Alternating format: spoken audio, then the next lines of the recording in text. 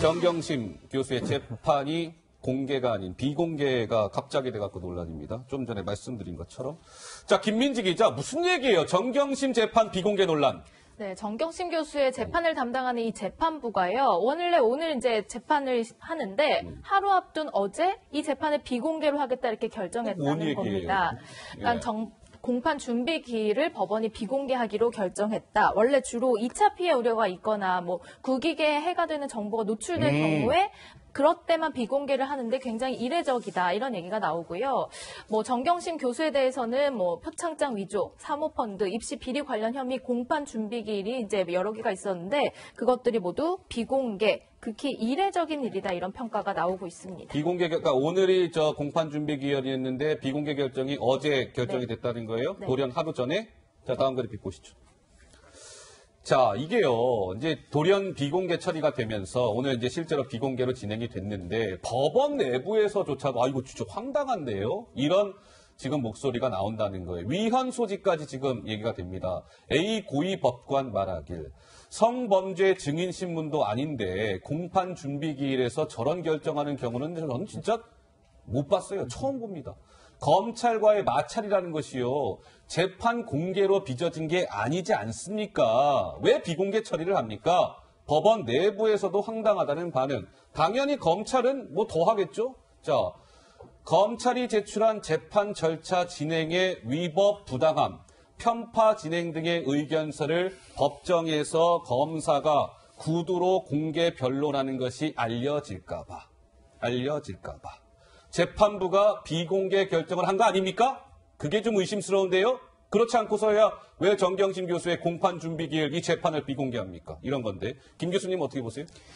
검찰 수사할 때도 특혜가 많았죠. 그러니까 정경심 교수 검찰 수사할 때 이른바 뭐 피의사실 공표 못하게 하고 뭐 이런 걸 다 만들어서 공보준칙이라는 걸 만들어서 처음 적용된 사람이 정경심 교수 아니었습니까? 아하.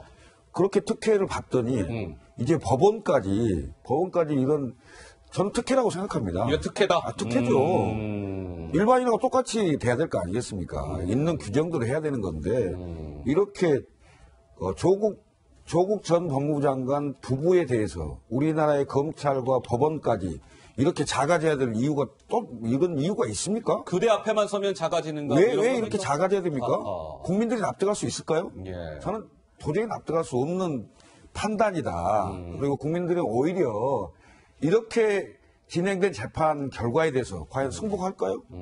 뭔가 밀실에서 뭔가 있었다 이렇게 생각하지 않을까요? 저는 오히려 정정당당하다면 이 변호인들이 그다음에 정경심 교수 측에서 공개해라. 공개적으로 하자. 오히려 이렇게 나와야 되는 일이지 않느냐 이렇게 생각합니다. 근데 이게 사실 이게 공판 준비 기일이라는 것은 시청자 여러분 다들 아시겠지만 이게 정식 재판 전에 이루어지는 절차이기 때문에 피고인이 의무적으로 나올 그 의무가 없어요. 그러니까 정경심 교수는 저 공판 준비 기일에는 출석도 안 합니다. 근데 뭐 굳이 정경심 교수도 없는 그 공판 준비 기일의 재판을 왜 저렇게 무리해서까지 비공개로 처리했을까? 그래서 지금 뭐 이 깜깜이 재판이 우려된다. 뭐 지금 이런 우려의 목소리가 나오고 있는 건데요. 자, 이런 가운데 김민지 기자, 정경심 교수 측에서요. 나 좀 뭐 어떻게 좀 해주세요. 뭐 신청했다면서요. 네, 어제 보석 청구서를 냈습니다. 그동안 이제 정경심 교수가 지난해 10월에 구속이 됐잖아요. 구속을 전후해서 이제 몸이 아프다, 건강에 대한 문제를 많이 호소했었어요. 그렇기 때문에 구속된 이후에 보석을 바로 신청할 거다 이런 관측이 나왔지만 하지 않았었습니다. 그랬죠. 그런데 지난해 12월에 조국 전 장관의 구속영장이 기각되는 일이 있었습니다. 이때 재판부가 밝힌 기각 사유에는 정경심 교수, 그러니까 배우자가 최근 다른 사건으로 구속되어 있다라는 점이 참작이 된 상태로 기각이 된 바 있죠. 그리고 나서 어제 보석 청구서를 제출했는데 이거 가지고 뒷말이 많이 나오고 있습니다. 가만히 있어보자. 그러면 자 어제 이제 공판 준비기일 오늘 재판이 비공개 결정이 됐고 또 어제 때마침 정경심 교수는 재판부에 나 좀 풀어주시옵소서 보석 신청을 했다고요? 그렇게 되는 겁니까? 네, 그렇습니다. 자, 오늘 정경심 교수의 변호인이죠. 김칠준 변호사가 오늘 비공개로 진행된 공판 준비 기일 이 재판이 마치고 나서 기자들에게 이렇게 얘기했습니다. 그 목소리 잠깐 들어보시죠. 구속 청구는 당연히 재판에서 불구속 재판의 원칙인데다가 이 사건에 있어서는 장기간에 걸쳐서 압도적인 수사력에 의해서 모든 증거들이 다 확보된 상태이기 때문에 모든 사건들이 이제 다 기소로 마무리됐기 때문에 더 이상의 증거인멸이나 도주 우려 없고 게다가 기록이 방대하기 때문에 그 방대한 기록을 피고인과 함께 재판을 준비하기가 너무나 힘이 들다. 따라서 방어권을 충분히 보장하기 위해서는 원칙에 따라서 불구속 재판이 이루어져야 된다라는 취지로 어제 보석 청구서를 제출했습니다. 자, 김칠준 정경심 교수의 변호인 이렇게 얘기합니다. 좀 정리해 볼까요? 검찰의 장기간 압도적인 수사력으로 모든 증거가 지금 검찰에 다 확보가 되어 있는 상태입니다. 그러니까 더는요, 이 정경심 교수가 증거를 인멸할 이유도 없고 어디 저기 도망갈 이유도 없습니다. 건강이 좋지 않은 상태에서 교도소에 수감돼 있어서요, 지금 방어권 행사가 매우 힘이 듭니다. 방어권 충분히 보장받기 위해 불구속 재판이 이루어져야 합니다. 나 좀 풀어주세요.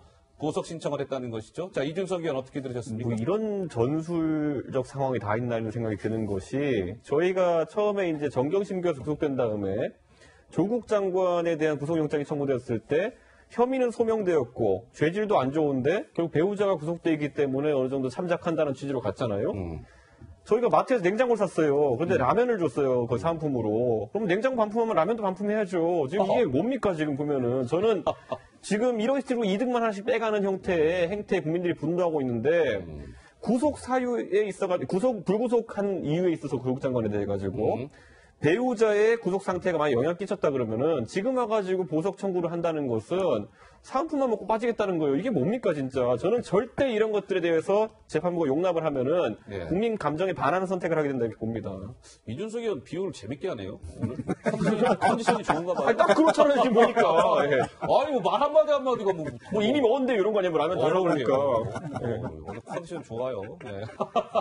농담입니다. 야, 좀 전에 그래픽 다시 한번 봅시다.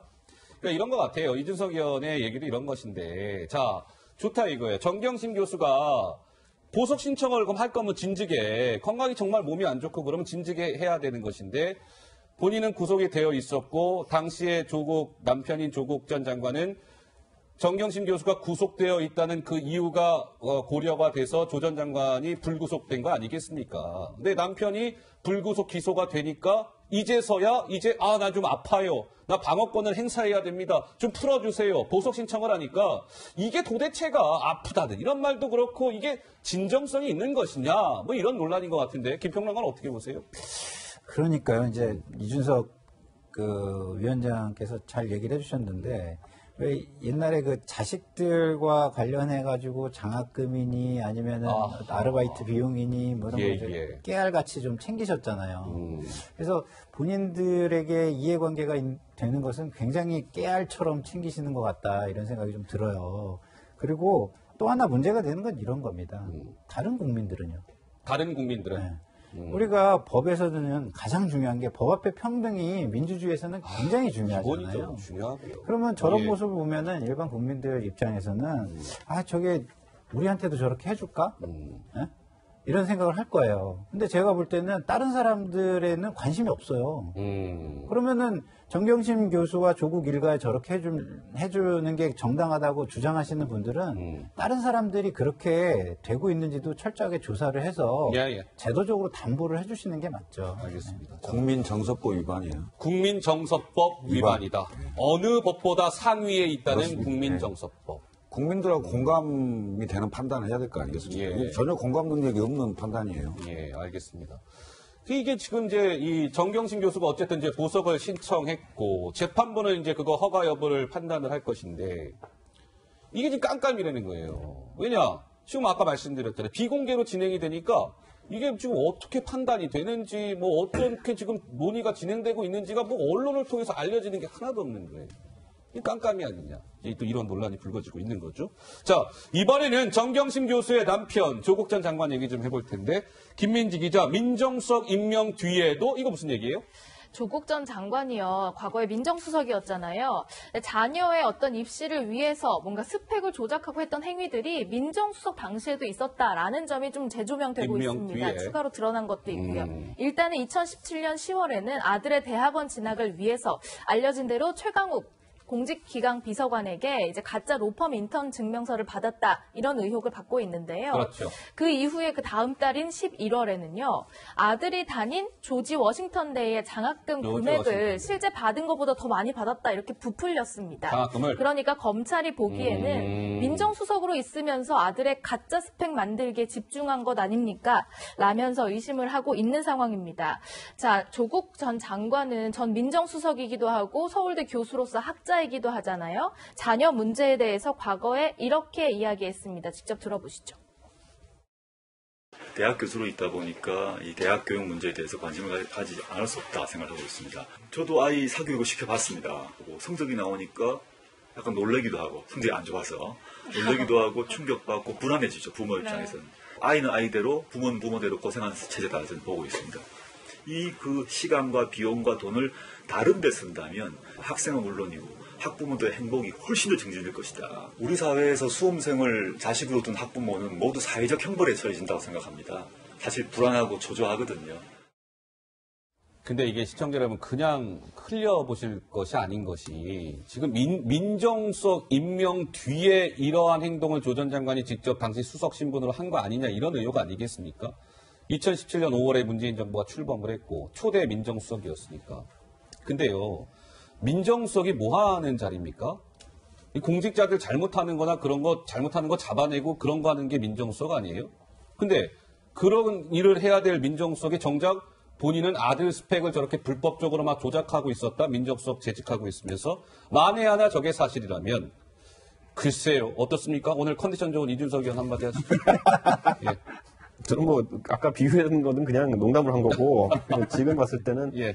사실 민정수석의 업무라는 것이 우리가 얼마나 과중한가에 대해서 계속 얘기를 했었고 인사 검증에 있어서 얼마나 이번 정부에서 미스가 많았는지를 언급했었는데 조국 장관이 과연 그렇다면 업무에 몰두했느냐라는 얘기 계속 하게 되고 예. 그때도 조국 민정수석 재직 시에 보면은 여러 가지 뭐 자녀 논문이라든가 이런 것에 대한 검증이 있었는데 거기서 그물코를 인위적으로 늘렸던 거 아닙니까 보면은 저는 이런 행동들이 사실 중대한 범죄 구성 요건이 아니다라고 이제 그 여권 지지자들은 이야기하고 있는데 그렇기 때문에 기분이 더 처참한 겁니다. 그러니까 민정수석으로서 뭐 예를 들어 차라리 무슨 진영을 대변해가지고 큰 어떤 직권남용을 하다가 걸렸으면은 사람들이 팀플레이라고도 이해할 텐데 그 와중에 개인과 개인 가족에 대한 어떤 이권을 이렇게 취하려고 했다는 것 자체가 예. 더 처참한 것이기 때문에 저는 이런 행태에 대해 가지고 조국 장관이 이건 뭐 법적으로 변명할 사항이 많지는 않겠지만은 다만 상당한 좀 부끄러움을 감내해야 될 걸로 보입니다. 그러니까요. 이게 사실 우리가 이렇게 무언가를 판단을 할 때요. 네.